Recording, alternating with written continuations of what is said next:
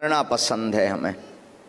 जीवन में बहुत हताश हो गए, अब हम जीना नहीं चाहते, अब जीवन का कोई उद्देश्य नहीं बचा, अब जीवन में हमें कुछ समझ नहीं आ रहा, हम मरना चाहते हैं।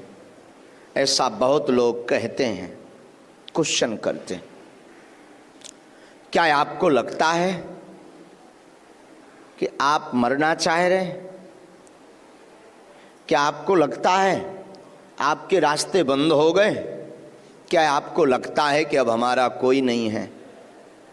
बड़ी बात तो यह है, परमात्मा, भगवान, ईश्वर, हनुमान जी अगर आपको बोल दे कि चिंता मत करो, बहुत जल्दी कृपा होने वाली है, तो आप फिर दौड़ने लगते हो।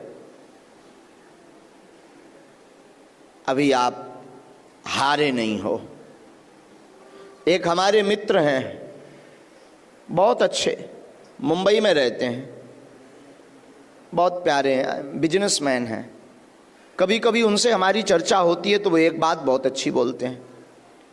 गुरुदेव कहते हैं गुरुदेव, गुरुजी। हमने कहा हाँ। बोले जीवन में हारता वो व्यक्ति है जिससे जीत की चाह होती। हमने कहा मतलब? बोले जो जीत की कामना को लेकर के, विजय प्राप्ति की कामना को लेकर के काम करता है अथवा स्ट्रगल करता है, वो हारता है। और जो पहले से ही हार मान चुका हो, भला वो क्या हारेगा? जिसने अपने जीवन में ये कह दिया कि मुझे जीतना है ही नहीं, उसे कोई नहीं हरा सकता। जिसने ये कह दिया कि मैं हारा हुआ हूं, उसे कोई नहीं हरा सकता। हम लोग त्रुटि क्या करते हैं? हम लोग गलती ये करते हैं कि संसार पर आशा करते हैं, जगत पर, लोगों पर, फ्रेंड सर्कल में आशा करते हैं। सत्य तो यह है कि जहां आशा है वहीं निराशा है, वहीं दुख है। जहां आपने आशा की वहीं दुख है। आपने बागेश्वर धाम से आशा की, बागेश्वर धाम पर किसी व्यक्ति से आशा की तो दुख है, पर बागेश्वर धाम पर बालाजी से आशा की, हनुमान जी से आशा की तो सुख प्राप्त होगा।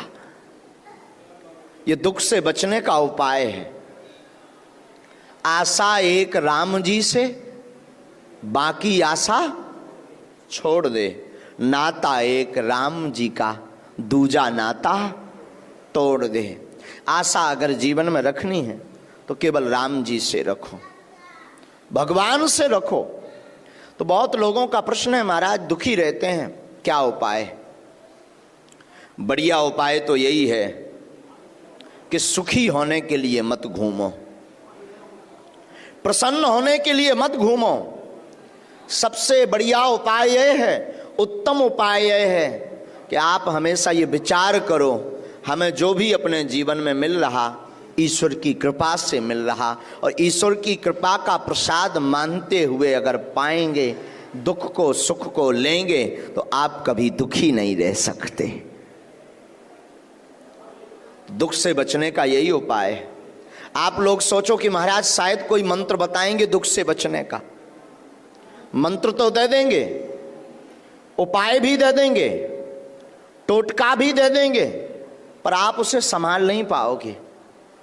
पूछो कैसे?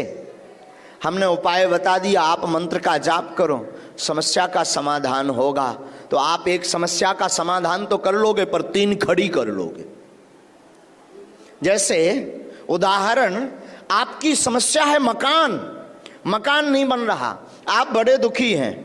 आप आए दरबार में, आपने जिज्ञासा की, आपने प्रश्न किया, आपने अर्जी लगाई, धोखे से आपको मंत्र मिल भी गया, उस मंत्र ने चमत्कार भी कर दिया, जाओ चिंता मत करो, मकान बन जाएगा। आपने मंत्र प्राप्त करते ही मंत्र का जप प्रारंभ कर दिया, लेकिन मकान बन गया, परंतु आपने 3 समस्याएं खड़ी कर ली। अब मकान का मेंटेनेंस कैसे चलेगा?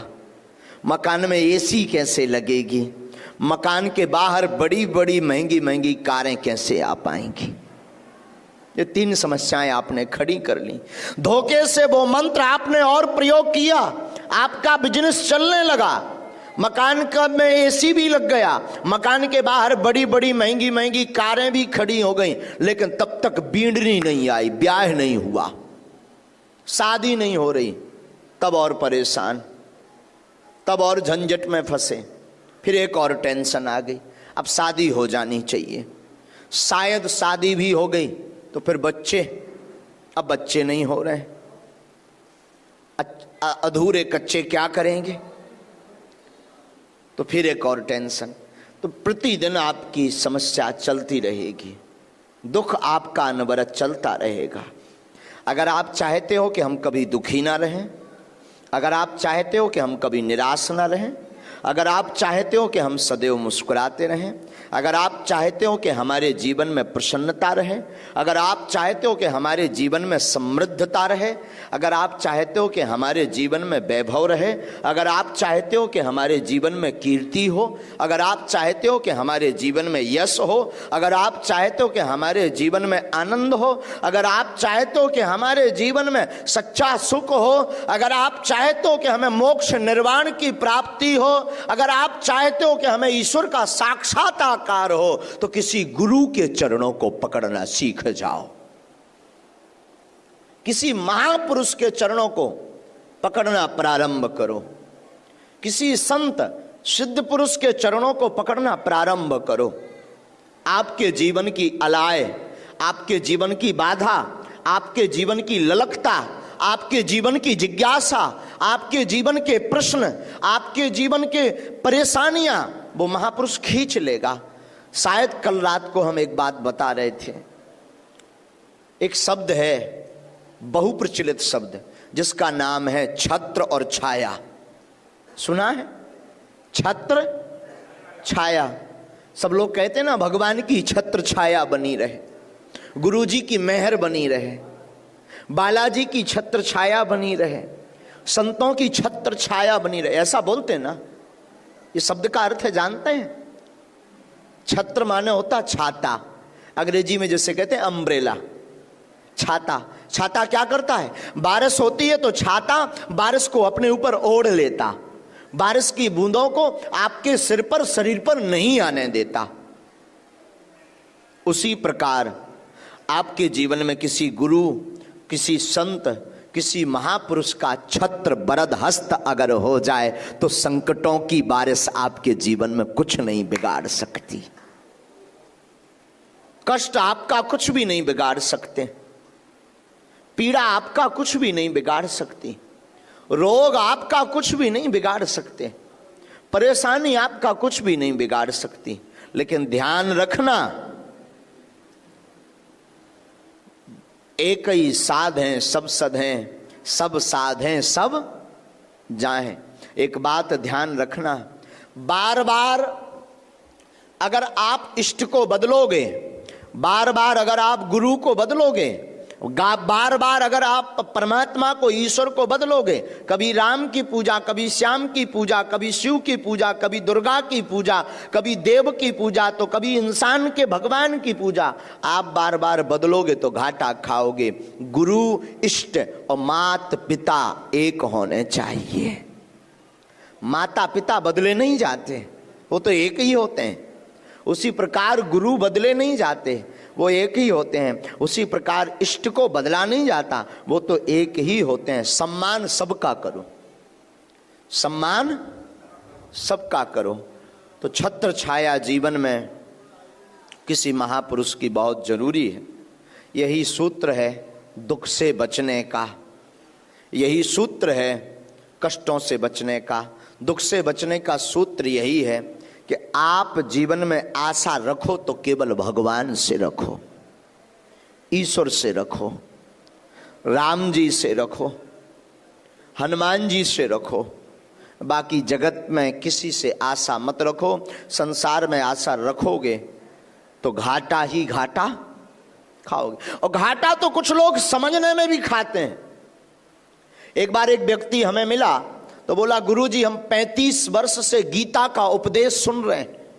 हमने कहा क्या बात है, बहुत अच्छा।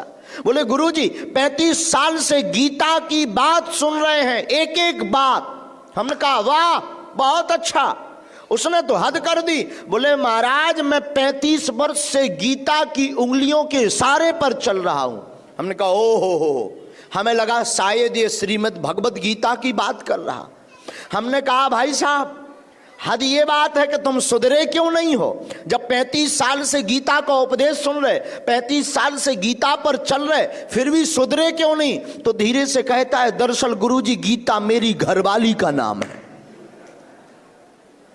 मेरी पत्नी का नाम है, मेरी वाइफ का नाम